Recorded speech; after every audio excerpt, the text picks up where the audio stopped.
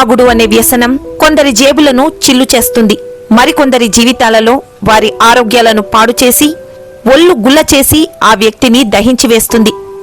కానీ కొందరి జీవితాలలో తాగుడు అనే మైకం వల్ల వారి వేధింపులు తాళలేక భార్యలను బలి తీసుకొని బలవన్మరణాలకు పాల్పడేలా చేస్తుంది.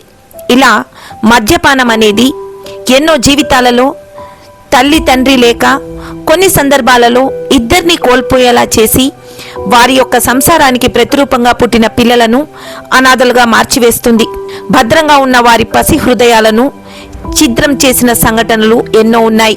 ఇలాంటి వార్తలు ప్రతిరోజు ఎక్కడో ఒక చోట మనము చూస్తూనే ఉంటాం. అయినా కూడా మద్యానికి బానిసైన వాళ్ళు మానివేయటం లేదు.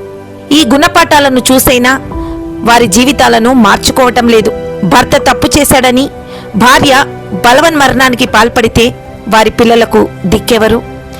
ఆలనా పాలనా లేక అనాథలుగా మారిన వారి జీవితానికి ఆలంబన ఎక్కడా? తల్లికి ఏమైందో కూడా తెలియని ఆ పసి హృదయాలకు జవాబు ఎవరు చెప్పగలరు?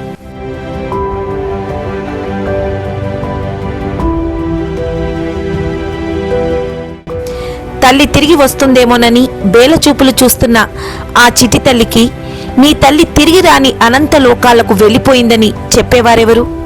ముగ్గురు పసి హృదయాలను గాయము రేపి బరువెక్కించే ఈ సంఘటన ఎమిగనూరులోని అబ్బాస్ థియేటర్ దగ్గర జరిగింది.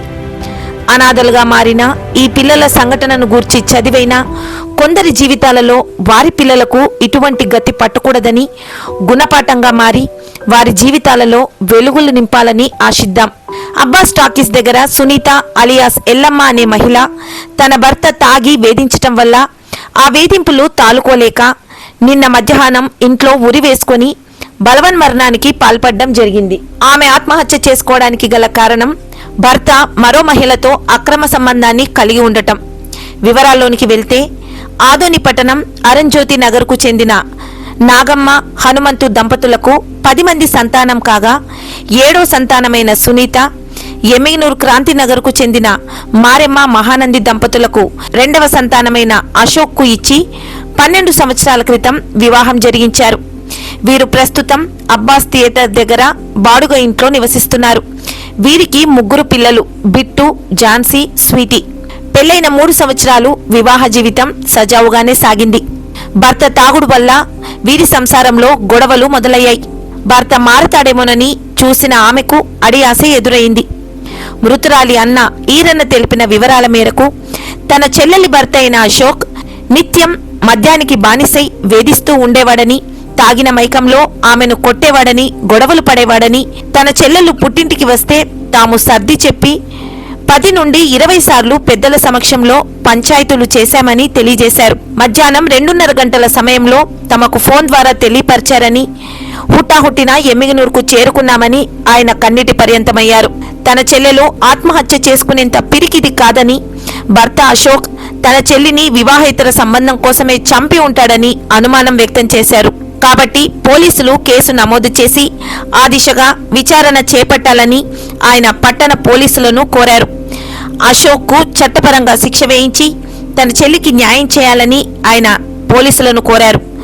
తల్లి లేక అనాథలుగా మారిన 3 పిల్లలను చూసి అందరూ కన్నీటి పర్యంతమయ్యారు. మా చెల్లెల్ని ఇక్కడే ఇచ్చిన ఆదోని నుంచి అరుణజ్యోతి నగర్ సార్ మాది.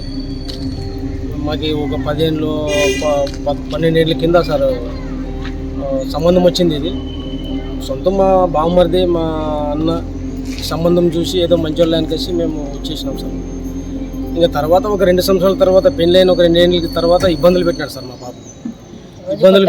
ఇబ్బందులు పెడితే అయినా ఒక 10 సార్లు కానీ 100 సార్లు వచ్చింది సార్ మాకు. మా కంప్లైంట్ వచ్చింది. ఆయన పిల్లల్ని పట్టుకొని ఊరికి వచ్చింది. మా బాధ చెప్పినది. వాడు మాకు కొంచెం ఆడపిల్ల భర్తని మేము ఏం చేసుకోలేకపోతున్నాం. బాగుండరా అని చెప్పి లాస్ట్కి మా పాప ప్రాణం తీసుకోపోయినారు. మేము ఆదోన్లో ఉండి ఈ పాప సంసారం వాళ్ళ సంసారం మేము నడిపినాం సార్. ఏమి ఇబ్బంది వస్తే అది ఇవ్వాలి. అతను ఏం పని చేస్తాం ఉందో చిన్నోని పెళ్లి వేస్తే మేము ఇంత మేమే వేసినాం. మరి దాంట్లో సార్ ఇదంతా జరిగిన కారణం సార్ మా బాబుకి జరిగిన కారణం ఏ వల్ల అంటే ఒక అమ్మాయి అక్రమ సంబంధం పెట్టుకున్నాడు. ఆ అమ్మాయి వల్లే ఇవన్నీ జరిగిండేదండి. వానికి సార్ పోలీసు వాళ్ళకి చెప్తాను సార్, సిఎస్ సార్కి, ఎస్ఐ సార్కి పోలీస్ డిపార్ట్మెంట్ కల్లా చెప్తున్నాను సార్, మా పాపకి న్యాయం చేయాలి. మీ అమ్మాయి పేరేనా? మా అమ్మాయి పేరు సునీత. సునీత. పెళ్ళి ఎన్ని సంవత్సరాలు అయింది సార్? మా ఇంట్లో పేరు ఎల్లమ్మ అని పెట్టుకుని ఉంటాం సార్. మా ఇంట్లో వాళ్ళ ఇంట్లో మార్చుకున్నారు. అబ్బాయి పేరు? భర్త పేరు అశోక్ సార్. అశోక్. అశోక్. వీళ్ళకి ఇద్దరికి సంతానం ఎంతమంది సార్? ముగ్గురు సార్, 2 ఆడపిల్లలు, ఒక కొడుకు. వీళ్ళకి ఎన్ని సంవత్సరాలు ఉంటాయి? ఒకరికి 9 ఏళ్ళు ఉండేవి, ఒక పాపకి 8 ఏళ్ళు ఉండేవి, ఒక పాపకి 7 ఏళ్ళు ఉండేవి. పెళ్ళి ఎన్ని సంవత్సరాలు అయింది? పెళ్ళి అయ్యి 13 ఏళ్ళు అయింది సార్. 12-13 ఏళ్ళు అయింది. ఈ గొడవలు ఎప్పటి నుంచి స్టార్ట్ అయినాయి వీళ్ళకు? వీళ్ళకి సార్ పెళ్ళి అయింది ఒక 2-3 ఏళ్ళకి స్టార్ట్ అయింది. అప్పటి నుంచి నరకమే అనుభవిస్తుంది మా చెల్లెలు. అప్పటి నుంచి నరకమే. అంటే కట్నం విషయంలో వేధింపులా లేకుంటే మీ మామూలు? సార్ కట్నంలో విషయంలో కూడా మేము ఇంతవరకు చెప్పడం లేదంటే మా పాపతో అడిగిపిస్తాడు, ఇప్పించుకుంటాడు. మీ పేరు? నా పేరు బండారి ఈరన్న సార్. మీకు ఏం కావాలనుకుంటున్నారు? మాకి న్యాయం కావాలి సార్. వానికి శిక్ష పడాలి. వాడు శిక్ష పడితే ఇంకొకరు కూడా జరగకూడదు అట్లా. ఆ అబ్బాయి మరి ఎట్లా పెట్టుకున్నారో మీకు ఎట్లా తెలిసింది? మా పాపే చెప్పింది సార్.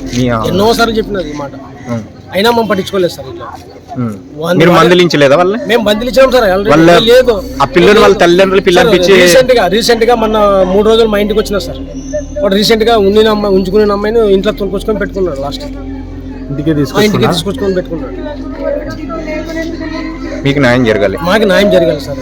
దయచేసి సిఎస్ఆర్కి, ఎమ్మెనూరు పోలీస్ డిపార్ట్మెంట్కి నేను కోరేది ఏమంటే మా పాపకి న్యాయం కావాలి సార్. 10 ఏళ్ళ నుంచి ఇదే కొట్టుకే ఉండాలి. కానీ మా తమ్ముళ్ళకి చెప్పిన ఆడపిల్లి మొగుళ్ళు కొట్టరాదు అని మా తమ్ముళ్ళు కానీ చేయి చేసుకుంటే కదా ఎంత నరకం అంటే అంత నరకం ఏగించేది. నా తమ్ముడు 10,000 రూపాయలు, నా చిన్న తమ్ముడు 5,000 రూపాయలు. అయితే బాగుండాలని ఎంత చూసినా వాడు బాగున్నాడు. వారే మాట్లాడి ఇంతవరకైనా మాట్లాడు. నా చెల్లెలు ఎంత అనుభవించేదా వాడంత కథ. నా కొడుకు ఎవరు లేరన్నా. మారడు మనకి పెద్ద శిక్ష. మా బాబు కొద్ది ఎక్కువైన శిక్ష ఏంటో మీరు. మా మాత్రం ఇట్లా గవర్నమెంట్ ఆడ చూడలేదు. మా బాబు నాన్న పోయి న్యాయం చేసి మా బాబుని అర్థం లేదు నన్ను. మా బాబు సంసారం బాగుండాలని అర్థం రేపు సార్. వానికి మీరు శిక్ష వేసే తీరాలి సార్. మా పాప ఎట్లా కుమిలేదు అట్లే కుమిలాలి సార్. వాడు పోలీసు సార్ వాడిని మీకు దయచేసి మొక్కుతున్నాను. నా చెల్లెలు ఎంత నరకం వేగేదంటే వాడగానంత నరకం వేయగల. వాడిని మాత్రం ఎదురేది సార్. వదిలేదండి సార్. శిక్ష పడాలి, వానికి శిక్ష పడే తీరాలి సార్.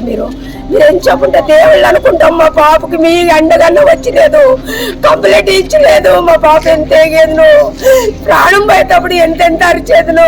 ఏం చేసేళ్ళు వాడు. న్యాయమే చేయండి సార్. మీకు దయచేసి మొక్కుతున్నాను. నా చెల్లెలకి న్యాయమే ఉండాలి సార్. మీ పాదాలు సాక్షిగా చెప్తున్నాను.